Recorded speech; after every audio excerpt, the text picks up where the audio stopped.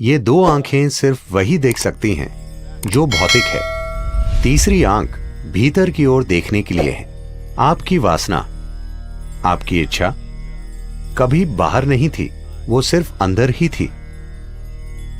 वासना का अर्थ है कि वो आपके भीतर एक अपूर्णता की भावना और किसी चीज की चाह पैदा करती है। जब हम शिव कहते हैं, शिव शब्द तीसरी आंख का पर्याय बन गया है। तीसरी आंख, उसका यह मतलब है ये दो आंखें बाहर देखने के लिए हैं। ये दो आंखें आपको अस्तित्व की भौतिकता दिखा सकती हैं। ये दो आंखें सिर्फ वही देख सकती हैं जो भौतिक है। तीसरी आंख भीतर की ओर देखने के लिए है, वो आपके माथे पर नहीं खुलने वाली। तीसरी आंख भीतर देखने वाली आंख है। लेकिन आपने कहानियां सुनी हैं, शिव ने अपनी तीसरी आंख खोली और कामदेव को भस्म कर दिया।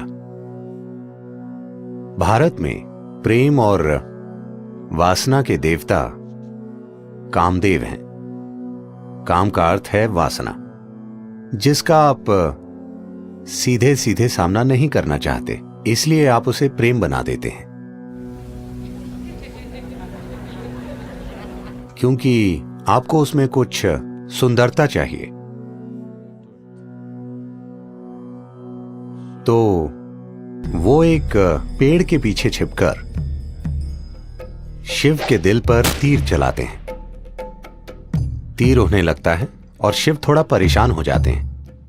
फिर वो देखते हैं कि ये काम है, यानी उनकी अपनी वासना उभर रही है। फिर उन्होंने अपनी तीसरी आंख, उग्र आंख खोली और काम को जला दिया। वो पेड़ के पीछे छिपा हुआ था, मगर वो भस्म हो गया।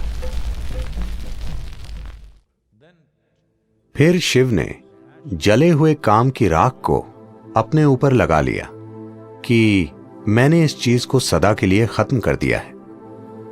ये लोगों को सुनाई जाने वाली आम कहानी है, मगर आप मुझे बताइए, आपकी वासना आपके अंदर उठती है या पेड़ के पीछे?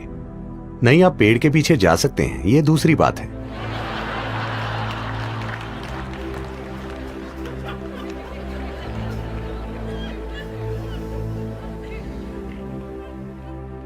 मगर वो उठती कहां है?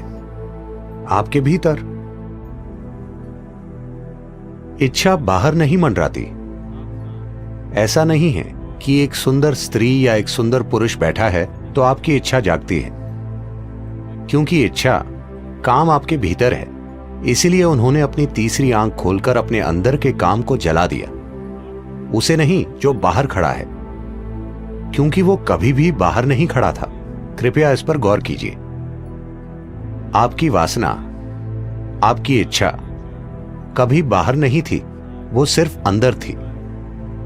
तो उन्होंने अपनी तीसरी आंख खोली, इस तरह नहीं, अंदर की ओर। फिर उन्होंने इस वासना को देखा, जिसका दरअसल मतलब है कि आपके अंदर कुछ पहलू हैं जो आपको अधूरा महसूस कराते हैं। तो आप सोचते हैं कि आप किसी चीज का या किसी व्यक्ति के पीछे जाने पर ही पूरे होंगे। वासना सिर्फ विपरीत लिंग की बात नहीं है, शॉपिंग भी वासना है, क्योंकि आपको किसी चीज के पीछे जाना होगा, तभी जीवन पूरा होगा। हर इच्छा वासना है, क्योंकि उसके बिना मेरा अस्तित्व नहीं हो सकता। मैं उसे चाहता हूं, क्योंकि जब मेरे पास वो होगा तभी ये पूरा होगा। वो कोई चीज हो सकती है, पद हो सकता है, ताकत हो सकती है, सेक्सुअलिटी हो सकती है, कोई फर्क नहीं पड़ता कि वो क्या है। वासना का अर्थ है कि वो आपके भीतर एक अपूर्णता की भावना और किसी चीज की चाह पैदा करती है, जिससे आपको लगता है अगर आपके पास वो नहीं है तो आप अधूरे हैं।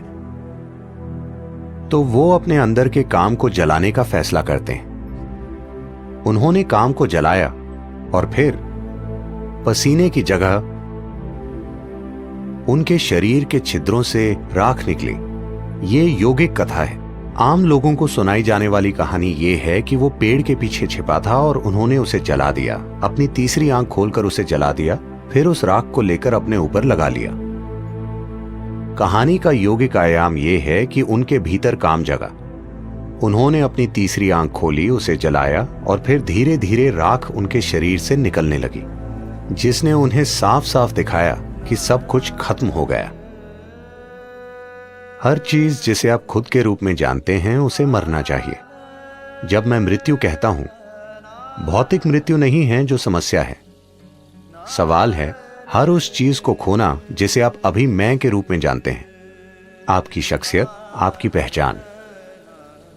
Once you learn to be an individual, एक बार आप शारीरिक और मानसिक ढांचे से परे एक व्यक्ति होना सीख लेते हैं, इसका अर्थ है कि आप मर चुके हैं। मृत्यु को जीने का यही मतलब है। तो अगर आप जानते हैं कि शारीरिक और मानसिक ढांचों के बिना एक व्यक्ति कैसे बने, तो आप मृत्यु को जीते हैं। अगर आप मृत्यु को जीते हैं तो आप अपने अस्तित्व में शाश्वत हैं। अब समय आ गया है कि आप मृत्यु को जिएं ताकि आप अनंत काल तक जीवित रहें।